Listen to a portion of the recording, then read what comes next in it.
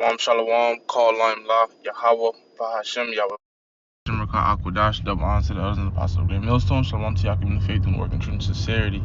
Abaratazah, meaning the Lord willing, this lesson is edifying and straight to the point, as I intended to title this lesson, a continuing series with a little twitch in the name. A prophecy coming to pass, a prophecy that has come to pass, because that's what I'm going to focus on today. That's what I'm going to bring out, and the scriptures which I'm going to bring out is going to show you pretty much how we're living in present day prophecy. How we're living in a living time, how the Bible's a living book. How although it was written thousands of years ago, it's playing out correctly, man. It's not off by 1 centimeter. To anyone that the Bible may seem off to, that person is off. The Lord isn't dealing with that person. That person doesn't have the 100% knowledge, wisdom, and understanding, the breakdowns, and uncle know all things. The book of Daniel, chapter 12, verse 4, a very prophetic chapter. But thou, Daniel, shut up the words, seal the book, even to the time of the end. Many shall run to and fro. That's right, man. Since the beginning of time, people have been running to and fro. And up until now, this thing is going to get more into panic. People are running to and fro to become wiser and more knowledgeable, to know the truth and to search up the deep things. And knowledge should be increased. Hey, that's right, man, because we are in the time of knowledge, man. We're in the time of information, the digital information, where you can learn things at the click of a button. So people are becoming wiser. And since from the beginning of time, we've made great advancement, man. I believe what we're in today is called the fourth industrialized revolution.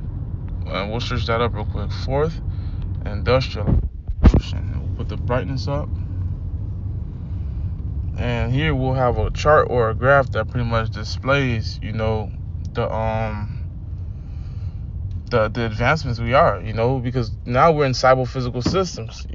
Everything is done with the click of a button. Almost anything, man. You got people's cars starting, planes starting, lights shutting off, a building turned off by the click of a button. You can enter your building without a key. So these are the advancements, and this is how much knowledge has increased upon the earth, man. This is a prophecy that has came to pass, which people have gotten wiser. People are not using, sticks and stones in war no more. People aren't using the old techniques that they had to build a home anymore, man. Although, you had great empires, great civilizations, architectural designs and things of that sort. But at the end of the day, things have taken a change, man. You got air in shoes now. You got lights in shoes. You got music in your car. You got all type of things, man. Your car drive by itself. It don't even need your hands on it. You can do cruise control. You got automatic light switching. Your TV listens to you. Your phone listens to you. Continuing on. The book of Isaiah, chapter 9, verse 5, it says, for every battle of the warrior is with confused noise. That's right, man. Every soldier that goes to any kind of war, they're not in a wedding, man. They're not inside voices, man. It's gruesome like noise. That's why they come back with so much post-traumatic stress disorder, trauma stress disorder, man, because so many clicks and sounds which they heard overseas, or wherever terrain they were in, it sets them off and reminds them of the cruel things which they seen. And garments rolled in blood. They seen their brothers getting shed. They probably seen the people that they hit. They probably got some wounds by themselves, on themselves. They're probably missing a limb or a leg.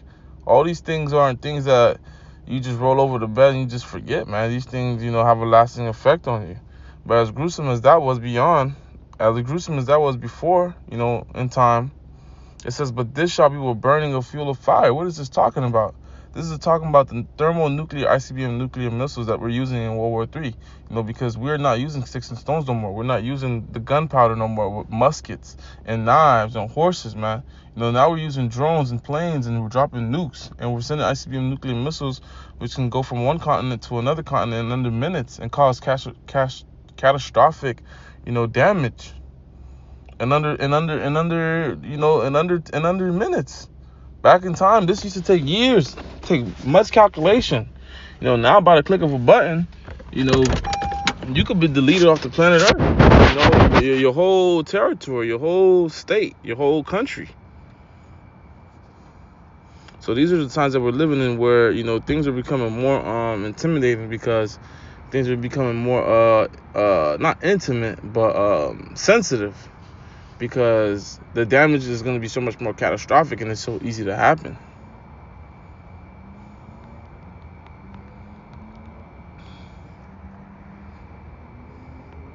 The book of Isaiah, chapter 54, verse 16. Behold, I have created a smith. What is the smith? The smith is a swordsmith from back in time. What today is the scientist. Today, you don't have an old geezer or old, you know, I'm not saying the swordsmiths back then weren't wise men, you know, who didn't have great calculation and perfecting their weaponry. But, you know, I'm sure, you know, the average swordsmith from back then cannot compare with one today. You know, the swordsmith today is someone that goes to school and goes to a military academy and learns these different, you know, atom and nuclear fissions and fusions. Once these particles come together, and like the lasting effects and how they can play a part, man. You know, it's these Edomites, these wise men from Teman, you know, these Germans, the Oppenheimers. That's what that movie was about, man. And, you know, Esau was the first one, you know, to have this blessing, you know, but his enemies, you know, and these other heathen nations have been granted the same gift. And now, you know, the land is at war, you know, because the heathens at rulership and everyone's pointing at each other, man. So these are the times where we're in, where knowledge has increased, man. It says, blow with the coals of the fire. You know, these are putting the atoms and the nuclear fissions together, and that bringeth forth an instrument from his work. This instrument is a sword, man. You know, out of this scientific breakdown of making a bomb or nuclear fission, you know, they've created a way to weaponize it and to put people in fear and subjection under this weapon. And I've created the waster to destroy. So these things are known as a nuclear waster, man. You know, this is what the Bible is speaking of, because it's going to bring a nuclear wind which destroys. You know, the suit it brings, it destroys. It brings it brings warheads, it brings fire, flames. You know, the days and the months and the years of the effects of the debris that it leaves behind. You know, contaminating things, radioactive, you know, spoil and toxins and pollution. Yeah, this is what all this will bring, man. This was the advancement of technology, man. So this is a prophecy which has come to pass. And Revelation 11:14 lets you know that, history is documented in the Bible, and we're moving on to the next war, man. It's around the corner. It says 11:14, the second war, meaning war, destruction, is past. Behold, the third war coming quickly. So World War III, it's around the corner, man. You know, Ukraine and Russia, they already got things cracking. The Wadi how Bashim Yahshua. You know, the Lord ultimately got it cracking. But, you know, on a physical playing scale, Phil, you know, these Edomites are going at it. You got Palestine, you got the Arab nations getting into it with Israel. So, you know, these are beautiful times and signs that we're seeing, which was, you know, prophesied and warned to us about the end coming signs of the Messiah, Yahweh Bashim Yahshua. With that, until the next one, Shalom.